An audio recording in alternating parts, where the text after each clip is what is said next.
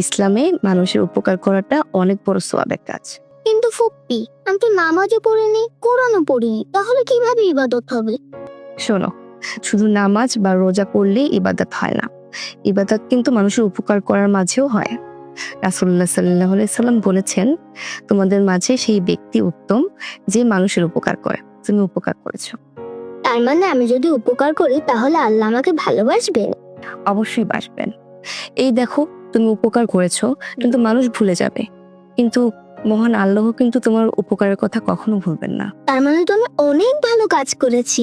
অনেক ভালো কাজ করেছো। শোনো, মনে রাখবে, পৃথিবীতে তুমি সবাইকে খুশি করতে পারবে না, কিন্তু মহান আল্লাহকে তুমি খুশি করতে পারবে। মহান আল্লাহকে যখন তুমি খুশি করবে, তখন মহান আল্লাহর পক্ষ থেকে মানুষের মনে তোমার জন্য খুশি চলে আসবে। তাহলে এখন থেকে আমি যখনই সুযোগ পাবো তখনই আমি সবাইকে হেল্প করবো, ভালো কাজ করবো, ইনশাল্লাহ। ইনশাল্লাহ। তোমার জন্য যদি কারো উপকার হয় তাহলে তুমি অবশ্যই করবে, কেন করবে না? তোমার জন্য অনেক দোয়া। শোনো শোনো, তোমরা যদি সব দায়িত্ব আমার উপরে চাপিয়ে দাও, তাহলে আমি কোথায় যাই বলো তো? হ্যাঁ, সেটা তো বুঝতেই পারছি। হ্যাঁ, আচ্ছা, ঠিক আছে, ঠিক আছে, আমি তোমার ভাবির সাথে কথা বলি। হ্যাঁ, তারপর দেখি কিভাবে কি করা যায়। ঠিক আছে, আচ্ছা, জানাবো তোমাকে। হ্যাঁ, খোদা হাফেজ। কি ব্যাপার? কার সাথে এত গম্ভীরভাবে কথা বলছিলে? আরে, আসলামের সাথে। আসলাম ভাইয়ের সাথে? কি কথা হলো? বিয়ের ব্যাপারে কথা হচ্ছিল। ওরা সব দায়িত্ব আমার উপর চাপিয়ে দিল। হায় আল্লাহ, এটা কিভাবে সম্ভব? এখন ব্যবসার কারণে ওরা আসতে পারবে না, তাই বলল আগ করিয়ে রাখতে, পরে ওরা আসলে অনুষ্ঠান করতে। দেখো, আমাদের ইরামা কতটুকুই বা ছিল, কত তাড়াতাড়ি বড় হয়ে গেল, এখন আমাদের সংসারের বউ হয়ে আসবে, এটা ভাবতেই আমার কেমন যেন লাগছে।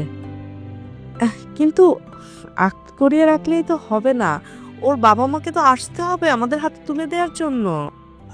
ওরা তো চেষ্টা করছেই। আল্লাহর উপর ভরসা রাখো, আল্লাহ উত্তম পরিকল্পনাকারী। দেখা যাক কি হয়। আর ইনশাআল্লাহ বলো, তাহলে সব কাজে বরকত হবে। ইনশাল্লাহ। বিয়ে তো শুধু দুটা মানুষের মিলন না, দুটা পরিবারের মিলন।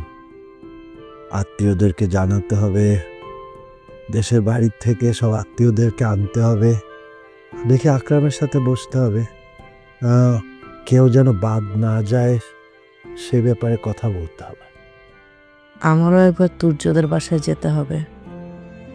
রাবেয়ার কথা খুব মনে পড়ছে, কেমন আছে, কতদিন যোগাযোগ নেই।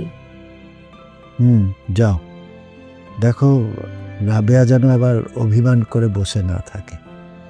শোনো, রবিউলকে সাথে নিয়ে যাও, আর কিছু বাজার করে নিয়ে যাও। দেখো যে ওদের বাজার ঠিক মতো প্রতিদিন যাচ্ছে কিনা। তোমার বোন তো আবার টাকা পয়সার কিছুই নিবে না, বলো যে এটা বোনের কাছ থেকে বোনের জন্য উপহার।